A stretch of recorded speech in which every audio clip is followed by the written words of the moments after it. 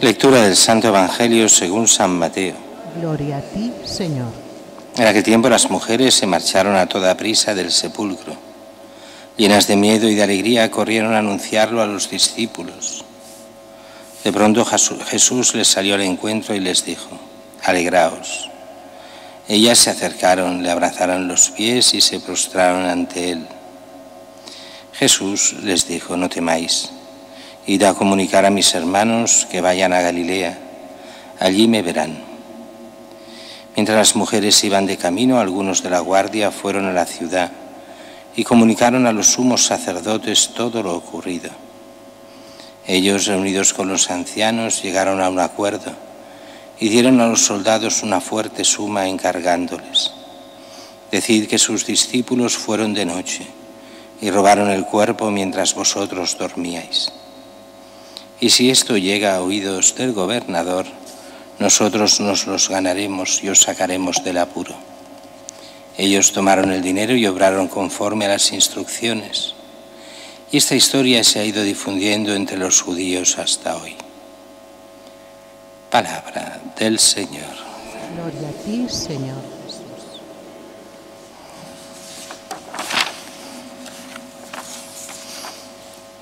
Estamos ya en este lunes de Pascua. Como sabéis, el lunes de Pascua es una fiesta extraña porque es de la octava de Pascua y toda la octava de Pascua es como si fuese Pascua.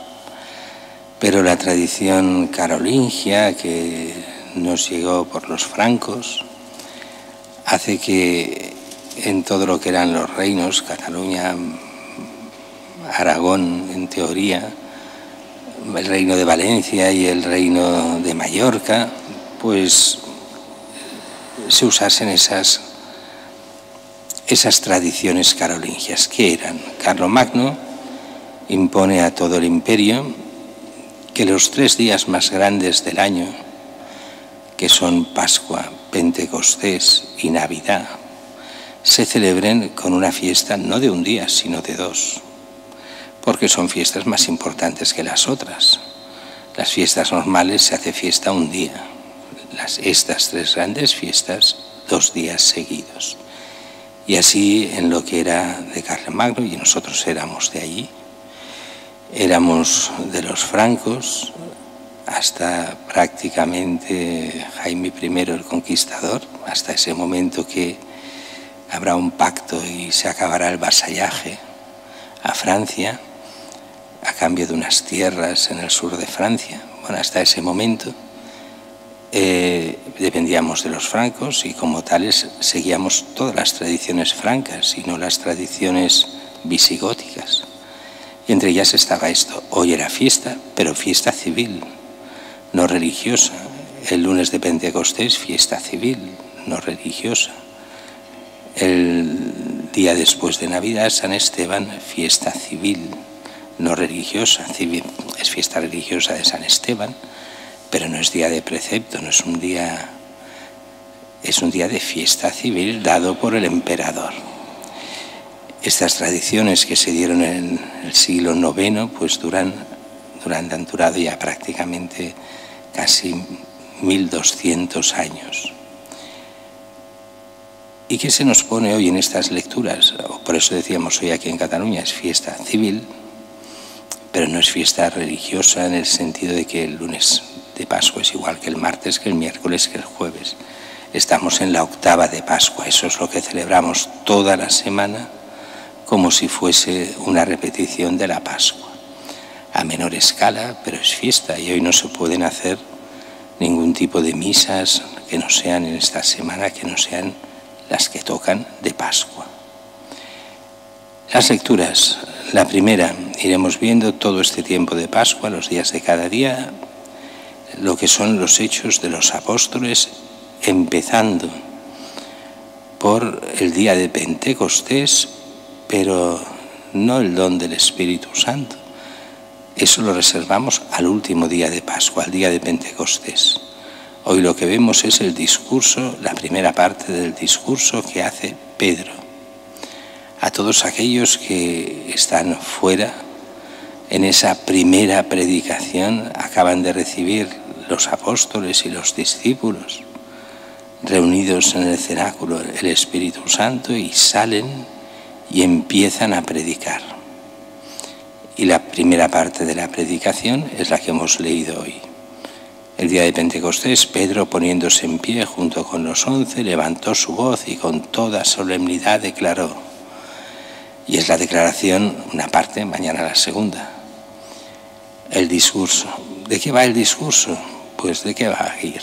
De que ese Cristo que vosotros matasteis, así de claro, al que vosotros los miembros de la gente de Jerusalén, aunque hay que decir que muchos de los que estaban delante no tienen nada que ver con la muerte de Cristo, porque cuando se hace esta fiesta de Pentecostés, muchos de los que lo oyen, y esto nos lo dirá mismo la misma lectura, no la de hoy, pero sí la lectura que seguirá más adelante, eran gente que venía a la Pascua, a Pentecostés, a celebrarla desde muchos países. Eran peregrinos a Jerusalén, mientras los que matan a Jesús son los propios de Jerusalén, incitados por los sumos sacerdotes, aunque quien lo mata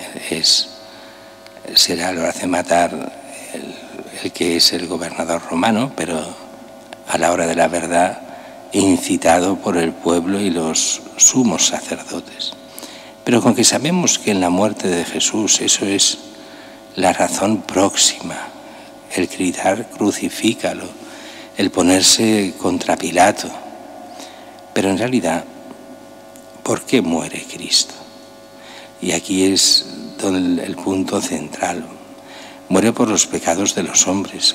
Cada pecado grave de los hombres lleva a la muerte de Cristo. Por eso no es tan sencillo culpar solo a los de Jerusalén. Es lo que algunos muy extremistas dicen, ¿ves?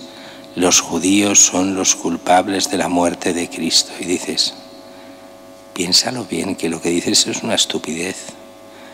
Porque entonces Jesús, que es judío, es responsable de su muerte. María, que es judía, es responsable de su muerte. Los apóstoles, que son judíos, son responsables de su muerte. Los 120 primeros discípulos que los siguen son responsables de su muerte. No, los judíos no. ¿Fue en ese momento el pueblo judío de Jerusalén? Sí. Pero cuando vamos más a fondo, es el pecado de todos los hombres el que lleva a Jesucristo a la muerte, porque a Jesucristo no lo podían matar si Él no se dejaba. Y Él es Él mismo el que se lleva a la muerte para la salvación de todos los hombres. ¿La salvación de qué? Del pecado. Bien, ese Cristo ha resucitado de entre los muertos. Esa es la predicación de Pedro. Dios lo resucitó, librándolo de los dolores de la muerte, por cuanto no era posible que ésta la retuviera bajo su dominio. Bien, esa resurrección que, bueno, aquí hay todo un lenguaje judío del Antiguo Testamento, para gente que es del Antiguo Testamento. Dice, a este Jesús lo resucitó Dios, me la salto esa parte, de lo cual todos nosotros somos testigos. Ahí viene la misión de la Iglesia. La Iglesia es testigo, testimonio de la resurrección de Cristo. Y el creer o no creer en la resurrección de Cristo lleva a la salvación o a la condena. Porque ¿qué es el bautismo y qué es la vida cristiana? Sino asociarse a la resurrección de Cristo, a la muerte de Cristo, en cuanto lo vimos la noche de Pascua, asociarnos a su pasión en cuanto nosotros hemos de renunciar y hemos de morir al pecado, a la muerte, hemos de venir al pecado, al mal y al diablo. Esa renuncia y ese morir, que lo hacemos en primer lugar por el bautismo y la gracia, y después lo hemos de hacer cada día hasta llegar al encuentro de Cristo, eso nos lleva a la vida eterna. Porque es Cristo quien nos salva por ese lavado que viene del bautismo, la pasión, muerte y resurrección de Cristo, y viene del sacramento también de la penitencia cuando volvemos a pecar. Solo Cristo salva. No crees en Él, no te salvas. Anuncias a Cristo o te anuncian a Cristo y renuncias a Cristo. No puedes ser salvado, porque es renunciar a la propia salvación. Eso es una de las cosas que dicen, no, es que es mi libertad. Yo decido. Muy bien, ese es el diablo, ese es el mal, ese es el pecado. El creer que somos autónomos, que podemos hacer lo que nos dé la gana, que tenemos solo derechos y no obligaciones. Y el hombre tiene una primera obligación, doblarse ante el bien y ante la verdad. Y el bien y la verdad están en Cristo. Llegamos al Evangelio, mañana veremos la segunda parte de todo esto. Pero hoy en el Evangelio nos encontramos ya con apariciones a Jesús. Se han saltado un trozo que es importante para la segunda parte de este Evangelio. Dice que llegan las mujeres al sepulcro, es lo que no está en este Evangelio. La puerta está cerrada, están los guardas vigilando, no están dormidos. Llega un ángel en plan terrorífico, saca la piedra y empieza a hablar a las mujeres. Vosotras no tengáis miedo. Lo oyen los otros, pero se lo dice a ellas. Vosotras no tengáis miedo. Y entonces les habla de la resurrección de Cristo y tal. Y que vayan y anuncien y digan a los discípulos. Bueno, lo curioso de todo esto viene por la segunda parte. En la segunda parte dice que